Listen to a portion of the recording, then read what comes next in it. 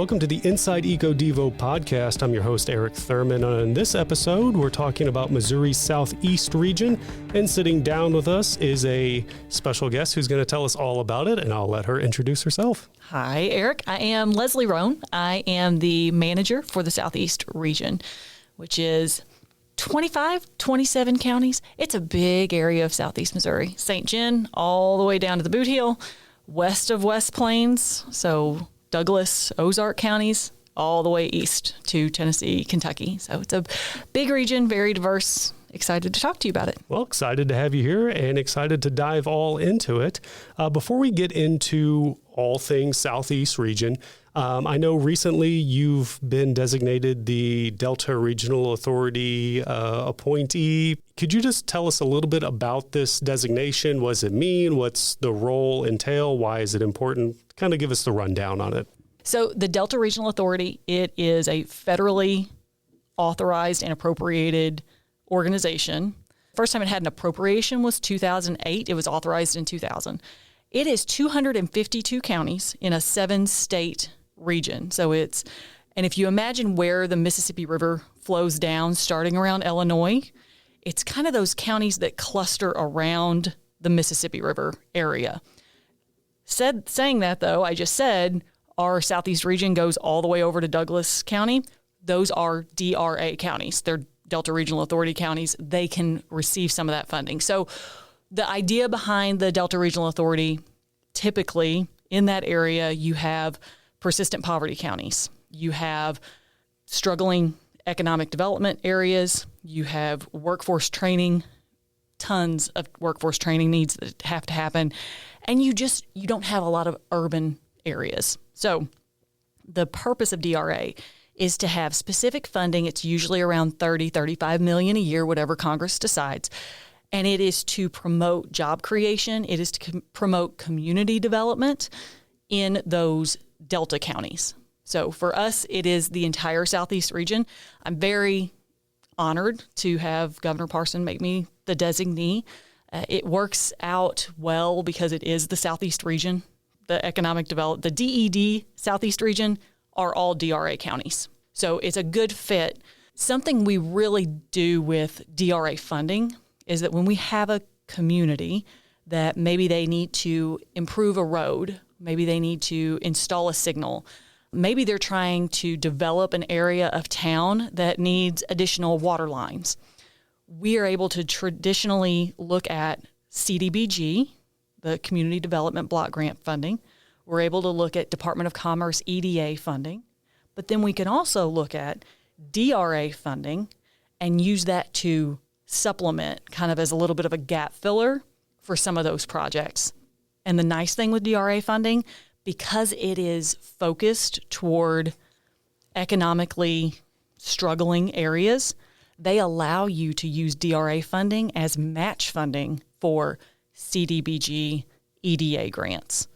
So where a lot of times your communities don't have $1 million in the bank to put toward, here's my 30% in, you can apply for DRA funding and maybe use that as your match for some of these struggling communities. So if there is one, where is the divide between DED, DRA? Like, is there an overlap? Because, I mean, you're the regional manager for Southeast, you're the DRA person. Like, where's kind of the split of that, if there is one?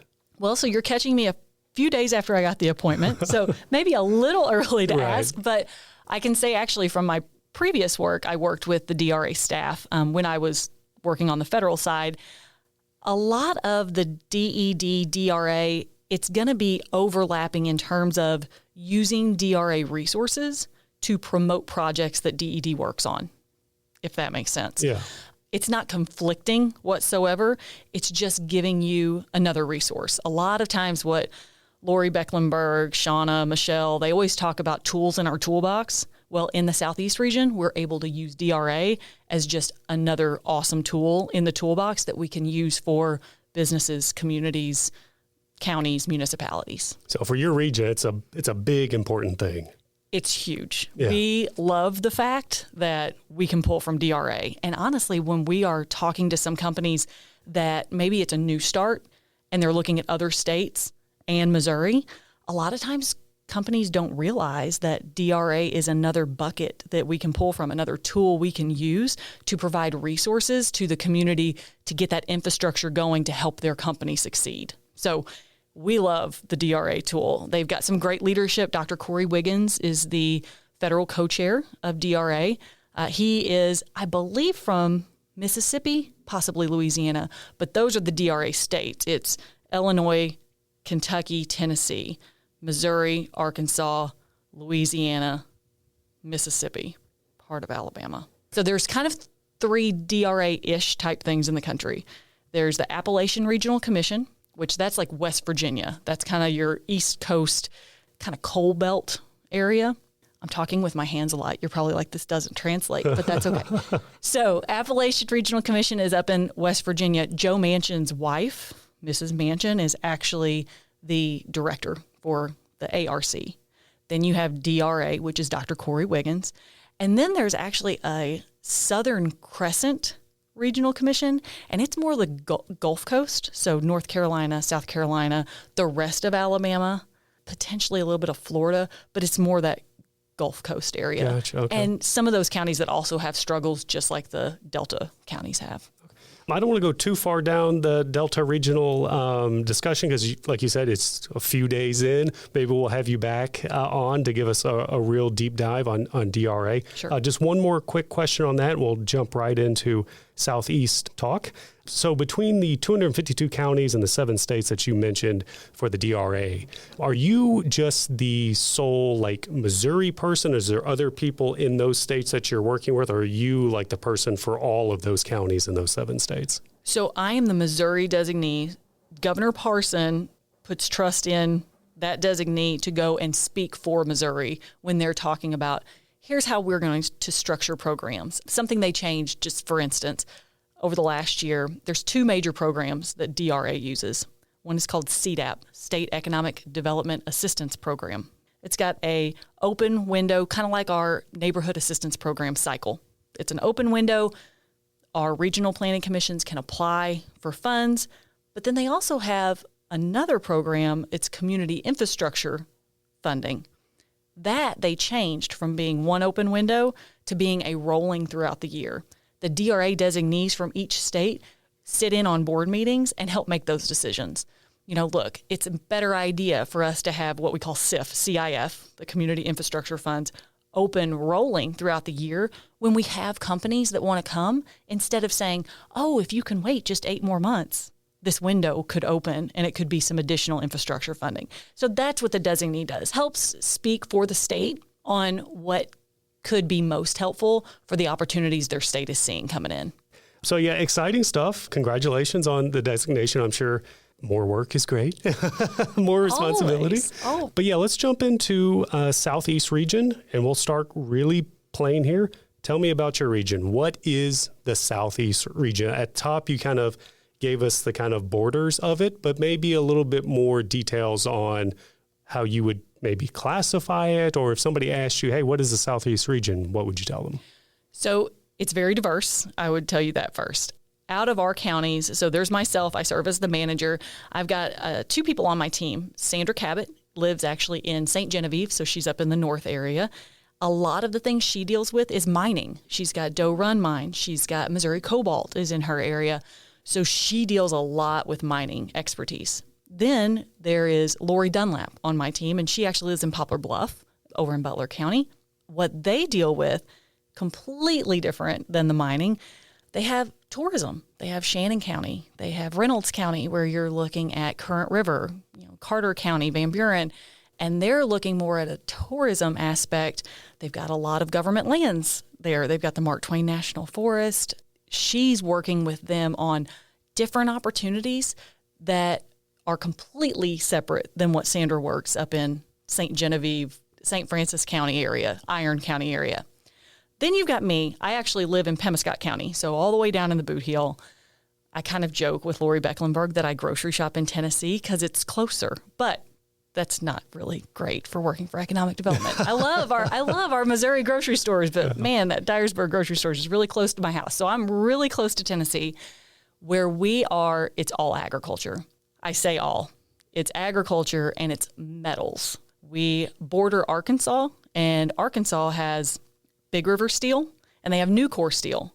So a lot of the folks that we have as our workforce, and when we have companies coming in to decide whether they're going to locate here, we can really pitch that we have got folks who know how to work basic metal structure, which is really unique. On top of that, we've got agriculture. Over 30% of the state's agriculture exports come from the 6 Boot Heel counties. Agriculture is a huge aspect of what we do.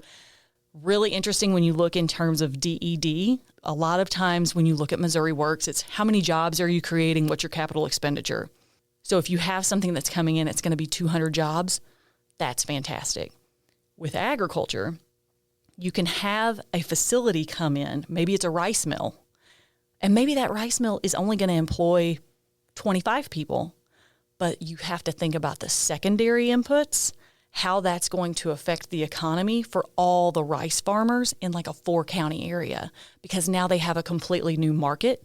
And it's kind of like that rising tides lifts all ships. It's what you're doing. You're helping this rice mill, which may not be a ton of jobs, but it's going to have a huge economic boon on your location. So it's just a little bit of a different way to think about it. You got mining up in the north, tourism over in the west, and then the Boot Heel is really agriculture. Would there be a main industry, you think, or is it diverse enough to where it's kind of a little bit of column A, B, C, D? It's diverse enough. It's column A, B, C, D. I mean, it really is. You've got Poplar Bluff area, Wayne County, Piedmont area. It's cattle farming. You want to know how much I know about cattle farming? Zilch. You want to know what Lori Dunlap knows about cattle farming? Tons. And I love it. Mining, do not get me lying on mining. Sandra Cabot can talk mining. She can talk the benefits they use. She can talk the safety training that they need to have. So I'm super blessed to have those two on my team so that we can really have a well-rounded, large area of the state to cover. From your position, what do you think are the driving factors that attract these type of businesses to that area? Or maybe businesses outside of just the few ones that we talked about?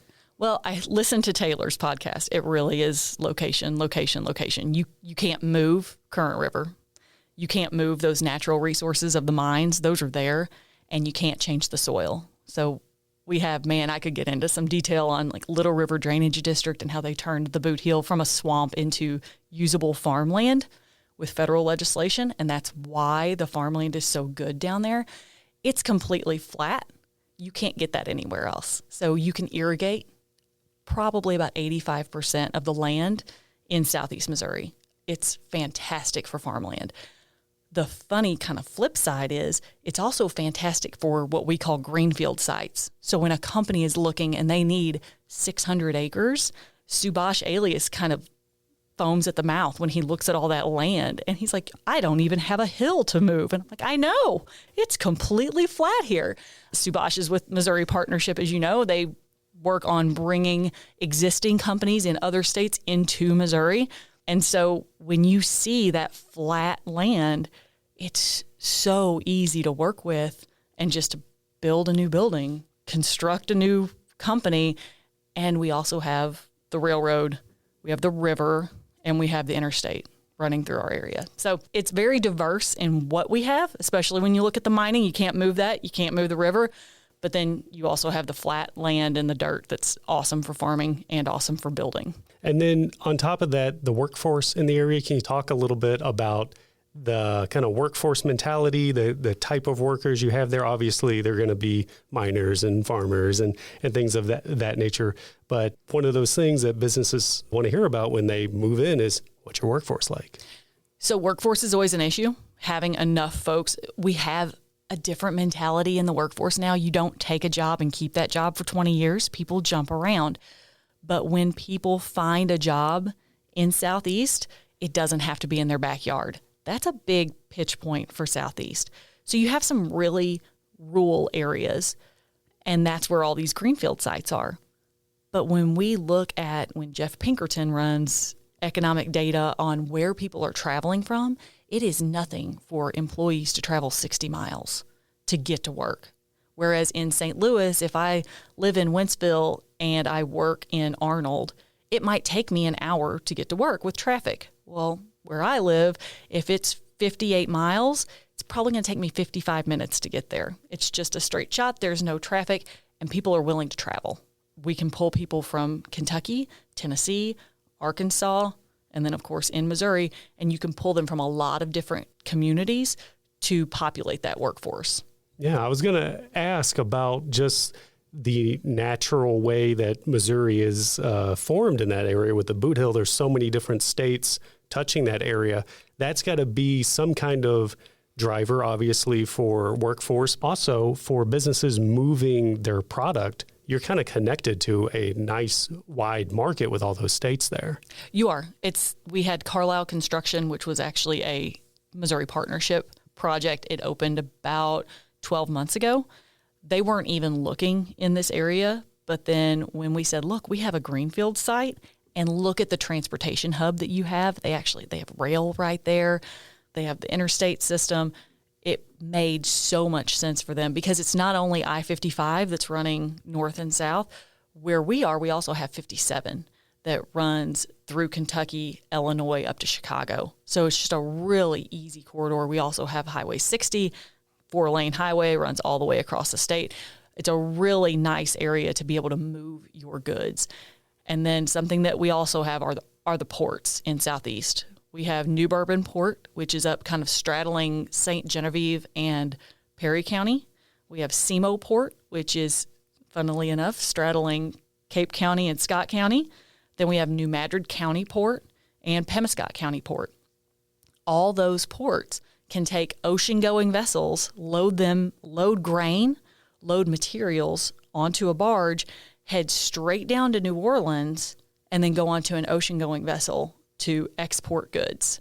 So a lot of that is agriculture, but in addition to agriculture, you also have a lot of raw materials.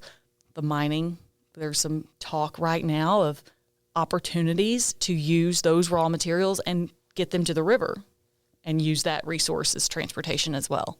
So the number of ports and the vast river access that you get, do you have an idea of like just ballparking, like figure-wise, the amount of goods and like economic impact that's running through the river there? Well, I don't have dollars on economic impact.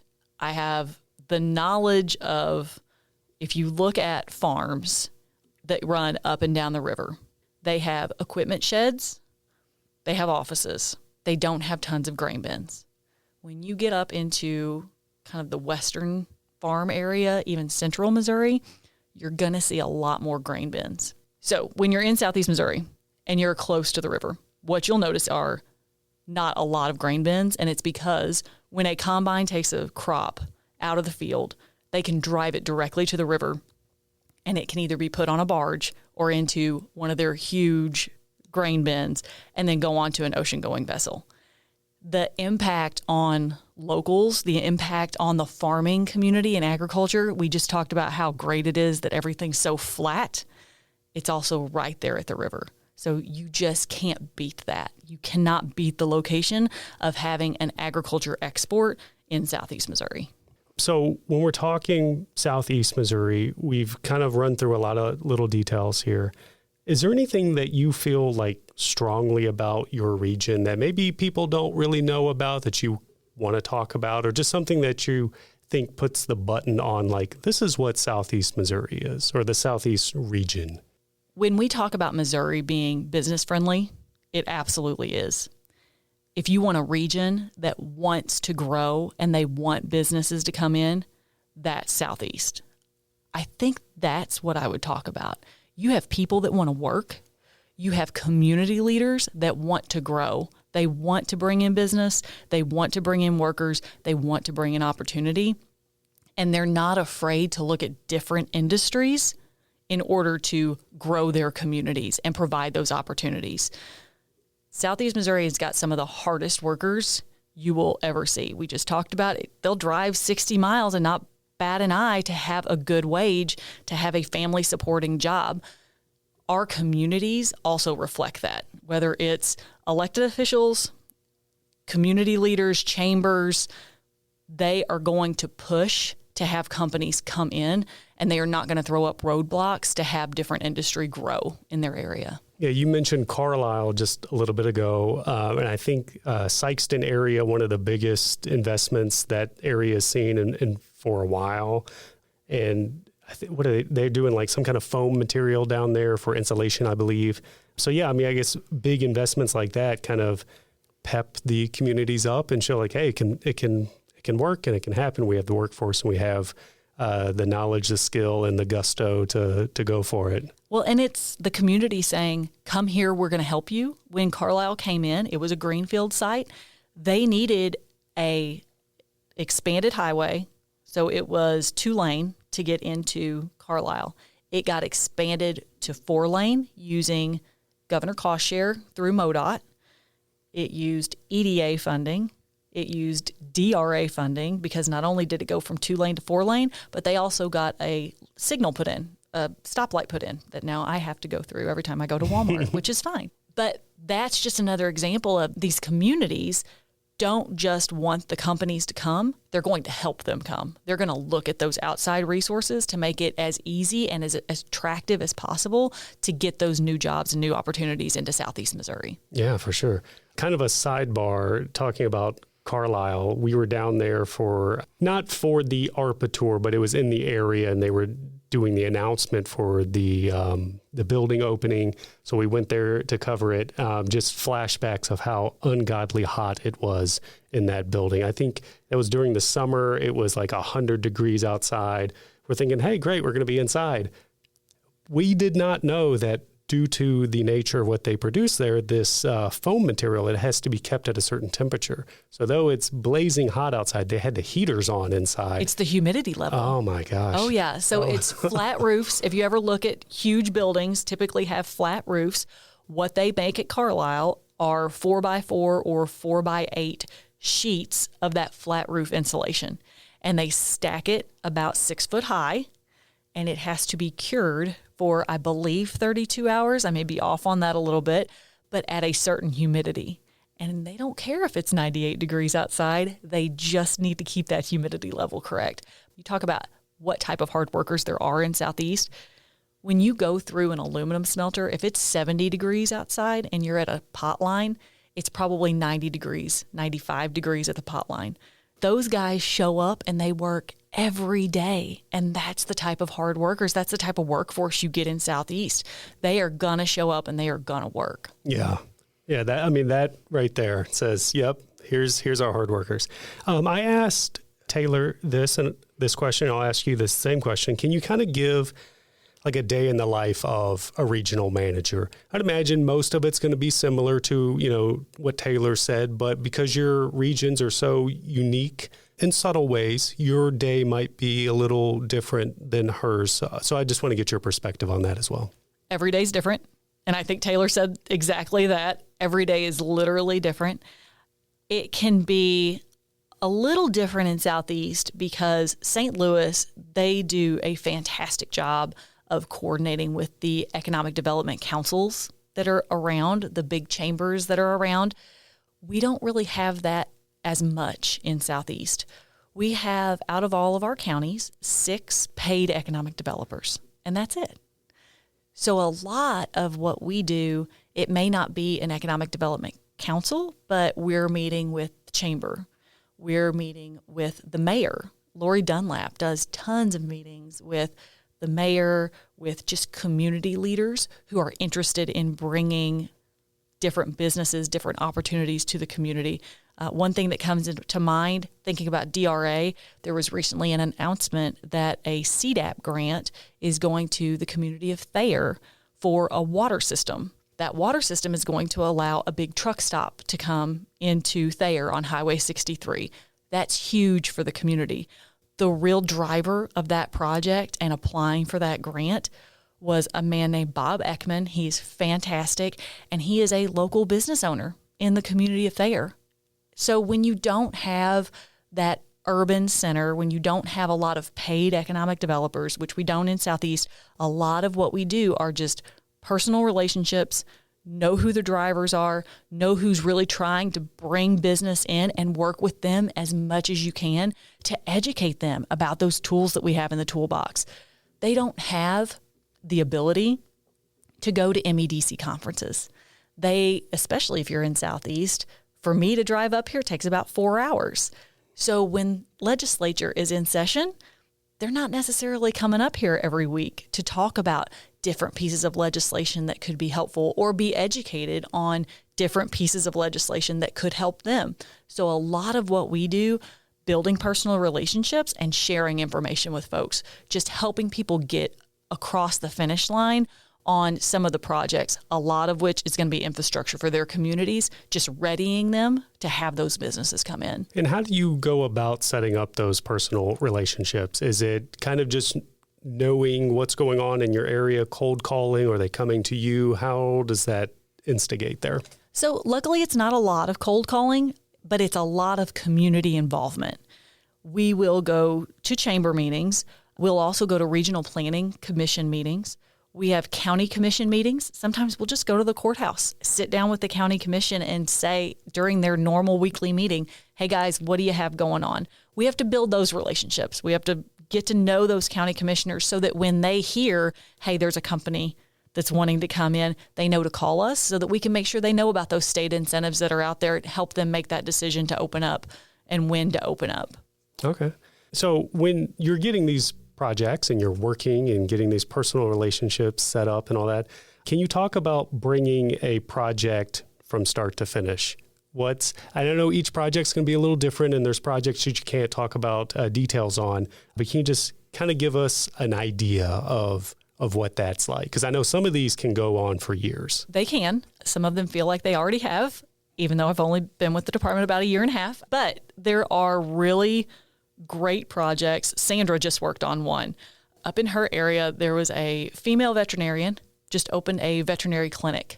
She's got a handful of employees, but woman-owned, small business. She's got a family. Sandra went to the ribbon cutting, and the entire community was there because they're so excited for her. I mean, that's where being in Southeast and having those personal connections, it's not just getting a project across the finish line. It's just really being there to celebrate with them.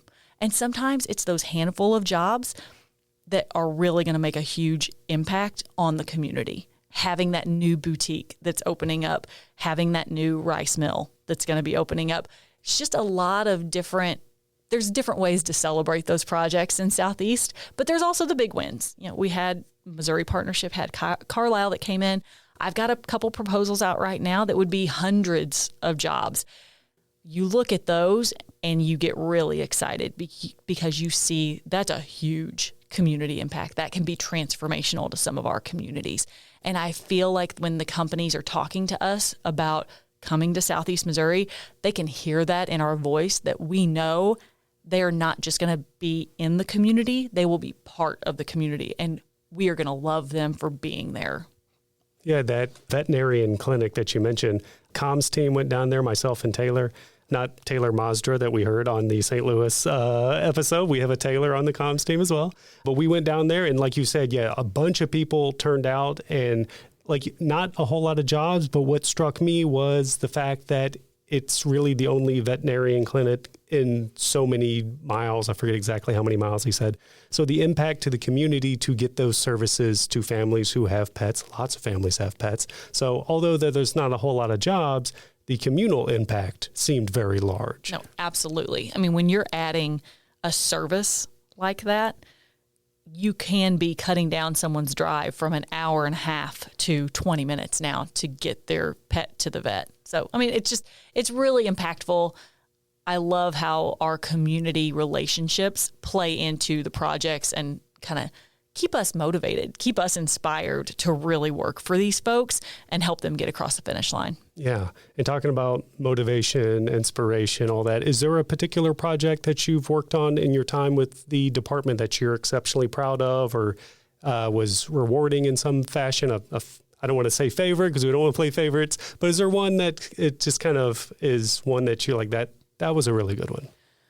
You know, I'll actually say something. It's kind of odd. One of our not great days when we had a plant that has closed. It's not a project. It's really hard on the community, but it has spurred the motivation of that community, it has helped and built and grown and strengthened the relationship we have with all those community leaders as we work to move forward for that community. So it doesn't always have to be a win. Sometimes it's even the hard times, and it's us being able to go in and help as much as we can to show them those additional resources and help them recover and move forward and build those relationships and really build that trust. I mean, the person at that chamber, I would trust her with my kids. I would take a phone call from her at 2:00 in the morning. I mean, we know each other now, and we know that we're there for each other. It doesn't have to always be a good news story. It can be a really challenging time, but that's one of the things. It's customer service. It's getting to know people. It's being there to help people. Someone asked, why do you work at DED? Why do you work at DED? It's because I'm able to have a job where I'm helping my community. And I see the impact in not just my small community, but all my surrounding communities. When my kids got a ball game that's an hour and a half away, I'm driving past the place where I just had a meeting and we're talking about helping a company come into the town. I mean, it's just having that personal relationship. Maybe that's what makes Southeast a little unique. It's really a lot about personal relationships, growing trust, and really being there for the community members to help. Yeah, I'm working on a project right now that'll come out towards the end of the year, and that's exactly what I'm kind of getting out of the things that I'm hearing. It's community, and especially when businesses are moving in, they want to know what's the community like, because those workers, their families are going to live there. They're going to go to school there. They're going to shop there. So it's all well and good to have a greenfield site to plunk a building down or have roadway access, and we have all these networks to get our supplies out there, but the people make the business and the people have to live in the community. So it's going back to Carlisle, Josh is the plant manager, the operator there at Carlisle. And one of the things he says is that the Sikeston community was fantastic when he moved his family in. He's got small kids, his wife. He said the school district was super welcoming. The community was welcoming. We actually also had SimTech, which just opened in Kennett. And one of the things at the groundbreaking that they were talking about is that they had a company car. And folks in Kennett were so excited about SimTech coming in. He had to stop driving the company car to the gas station because he would get stopped and have 20 and 30-minute long conversations just trying to fill the car up with gas because everyone was so excited that they were coming in. They got about 80 jobs. They're creating some more. They've got room for growth. But that's the type of relationship that we're able to build. And that's how excited people get about new opportunities coming into their communities. Yeah, so let's keep the train rolling on that discussion. What is up and coming or happening right now that you can talk about? I know things are hush-hush until they're officially announced, but exciting things that are going on in the region, or maybe exciting things that have wrapped up that you can talk about. So a couple exciting things that are in the works, they actually revolve around some federal legislation. So we've got IIJA, which is the BEAD funding for broadband, which I know BJ talks about all the time. That also has economic development components. Then IRA, the Inflation Reduction Act, has a lot of renewable energy components to it. Some tax advantages, also some incentives to do clean energy. Those are producing some interesting projects and some interesting opportunities for Southeast that we're really excited about. That's about all I can say about it. But it's really exciting. It's exciting to have additional tools in the toolbox. Sometimes a little daunting. You get that federal legislation. It's about 867 pages, trying to know all the ins and outs of what could be helpful. I'd say that's also kind of a stress point a little bit about the job. You have these relationships. You want to be there for your communities. So you feel like you want to know every single tool in the toolbox, not just state. You want to know federal as well. So a lot of research, and just because we want to make sure that our folks have everything at their disposal and that we're able to be there and explain it. Maybe we're not the ones who can provide the funding. Maybe we're not the ones who can actually apply for the grant, but we want to be able to explain to them, hey, this is out there. It's open for the next 6 weeks. Talk to this person and maybe they can help you with this funding, just to really provide them every single opportunity they have and make sure we don't lose out on any potential funding or opportunities that could be out there for some of our communities. Yeah, you mentioned the IIJA stuff. BJ, who's been on here a couple of times, our director of broadband in the department. I know you're not the broadband person, but he talks about a lot of the work that they're doing is in rural areas. And since Southeast is rural, I imagine you guys are having a bunch of broadband type stuff happening in the area. We do. I know you're not the broadband person. If it's not something you can speak on, we don't have to dive too deep into it. But I know when big businesses are setting up, everything's connected to the internet this day. So it is probably one of the things you get asked about, I'd imagine. It is. We're really fortunate down in Southeast. We've got some electric co-ops who are working with BJ's team on some of that IIJA funding, and they are running fiber through their electric co-op kind of network. So that's one of the really great tools we have. There's also some really great small businesses. Circle Fiber comes to mind in the Southeast area that is also working with BJ's team on pulling out additional broadband fiber resources for Southeast area. No, it definitely goes hand in hand. And I feel like BJ's ties to rural Missouri, Farm Bureau, things like that. BJ and I really sync up a lot on things since I live in a farming community. My husband farms. So we really kind of have that similar passion for getting resources to those rural communities. Talking about syncing up with other team members, how much kind of sync up and collab is happening between other regional managers and regional project managers from all 6 regions? Because I don't know, the borders of the region of yours kind of butts up against St. Louis and Central with Mitch. Are you guys kind of doing cross collaborations and work in some regard? We definitely pick each other's brains on what is working best. I've called Taylor. I've called Mitch. I always call Sherry Shennewick because she's the guru of all things.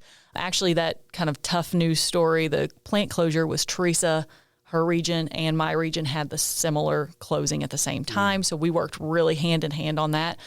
We definitely pick each other's brains on things. How can I best deal with this? Actually, on the way here on the drive in, I had 12 missed text messages from our regional engagement manager text chain that we have going on. Don't tell Lori and Shauna that exists. I don't think they're on the chain, but we definitely go back and forth on how do you deal with this? Okay, I got this really weird email.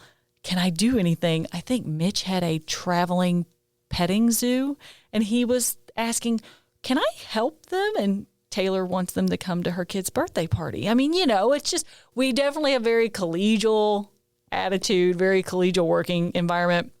We're not really competitive.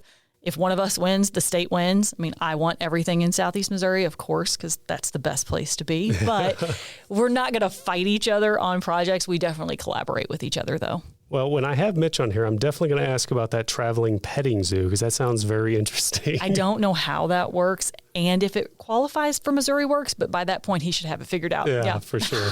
So, I don't know, some of these questions do seem kind of like difficult or hard or like putting people on the spot. And I never like to make it feel like that, but, we want to get into some nit and gritty here. So, in your mind, what does it take for businesses to be successful in the Southeast region? And maybe that can be extended to just economic development in general. So for a company to be successful in the Southeast region, open, honest communication. That's the type of folks you have in Southeast Missouri. You're going to go into a meeting with county commissioners or with a mayor, and they're going to shoot you straight. They're going to tell you exactly how much something costs. They're going to tell you exactly when the last time it is that the land flooded. They're going to tell you exactly how much it costs to clean up after that flood. Sometimes they're so honest, I sit in the meetings and cringe a little, like we're being a little too honest with these folks if we want them to come in, but that's what you're going to get. So if you want to do business in Southeast Missouri, it is open, honest communication. There's a company I work with a lot. They've got some potential plans to expand, and he called me in the day before Thanksgiving. 2:00 in the afternoon. Hey, can you come up and we're going to have a conversation? Sure.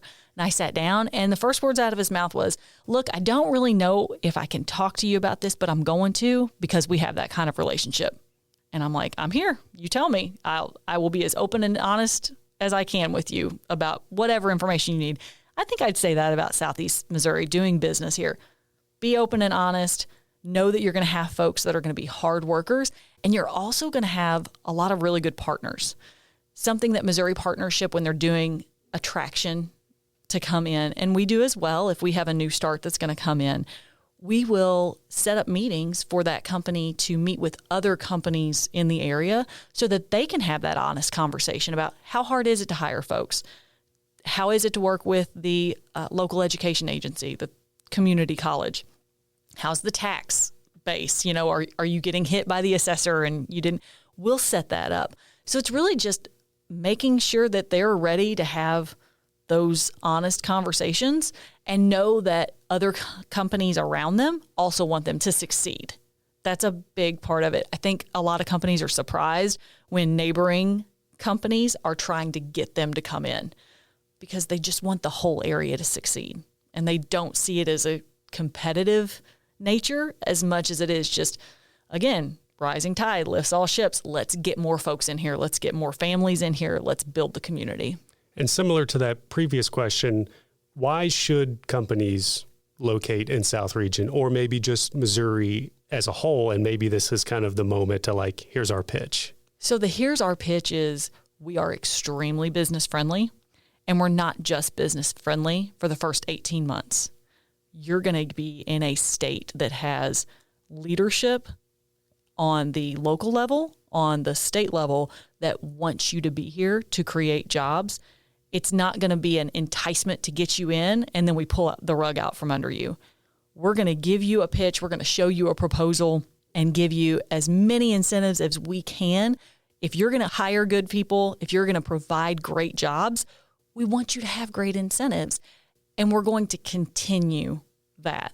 We're going to have customer service. That's one thing that I was told by one of our companies that came. They have another branch in another state, Illinois, and they came in and they said, we're just shocked at how helpful you are. They had some questions, and I said, well, here's the form, and let's set up a call this afternoon, and I'll have the person in Jefferson City on the call with us, and we'll just talk through exactly how to submit this form.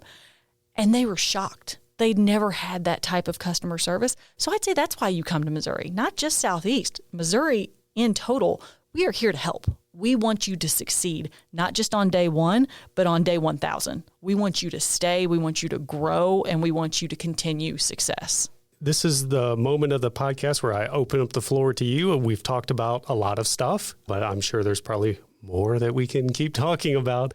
Is there anything about the Southeast region, maybe just Missouri in general, maybe the regional engagement, whatever it is there anything you want to convey to the listeners that you think would be interesting or helpful for them to know? I think the main thing is I love the fact that we have regional engagement. I love the fact that we have the quote, boots on the ground to help businesses in their own community. But in addition to having us, I think it's just so important for folks to know how instrumental the folks here at the Truman Building, which is where we're recording this, how instrumental they are, not just for the business to be successful, but for us to be successful. These folks in this building, whether it's the business team, whether it's the finance team, it's neighborhood assistance program, youth opportunity program, we all work hand in hand to figure out what tools can we give these businesses to be successful. And the folks in this building are so fantastic at picking up the phone, answering those questions, the nitty gritty, Olivia, Brett Vollmer, they are there. They are there and answering so many questions that I would have no idea how to tackle. But they're going to be there as a resource, and they're just so great to work with. Today I had a meeting with a fabricator. They make adorable Christmas ornaments. I can show you one that I purchased today. But they are also involved in a community project to get high schoolers into businesses to do additional training. Well, I was able to call Daniel Epler and say, hey, can I talk to somebody about youth opportunity program? I think it could be a good tool for them. Daniel immediately calls back. We've got a call set up, and we're going to figure out how can we make YOP work for this fabricator. And this was supposed to be a quick stop in, hey, are there any training needs? And now we're going to potentially loop in YOP. So I think the main thing is it's the big picture. it's not just regional engagement. It's all these folks working together, getting everybody access to all the tools that are out there to help them succeed, whether it's a community or a business. I can't think of any other way to end the podcast than that. That was great. It kind of really shines a light on how we all work together for the betterment of the state and helping businesses. Lesley, thank you so much for coming on. I know you had a long drive and you didn't come up here just for this. Had you been, I would have felt a little bit bad. I would expect coffee had I just come up for this. But thank you so much for sitting down and getting all this great information. If there's a business out there or a listener who wants to get in touch with you, regional engagement, if they want to learn more or whatnot, how would they do that? They can actually go to the website. There's a web form that you just go down and click whichever county you are in, and then that will send an email directly to me. You can also just look up regional engagement, and my email and my cell phone number are on that email. Happy to talk to anyone about opportunities, bringing a business in, expanding a current business, however they can work within our community. Perfect. Lesley, thank you so much. Absolutely. Thanks. Thank you for listening to this episode of Inside Eco Devo. We have great episodes coming your way every 2 weeks, so be sure to subscribe. Also, we want to hear from you, our listeners. Tell us what economic development topics you want to hear more about. This helps us fulfill our motto of helping Missourians prosper by bringing content to our listeners that they want to hear. Leave a comment on an episode or send an email to ded.communications@ded.mo.gov and stay tuned for more Inside Eco Devo.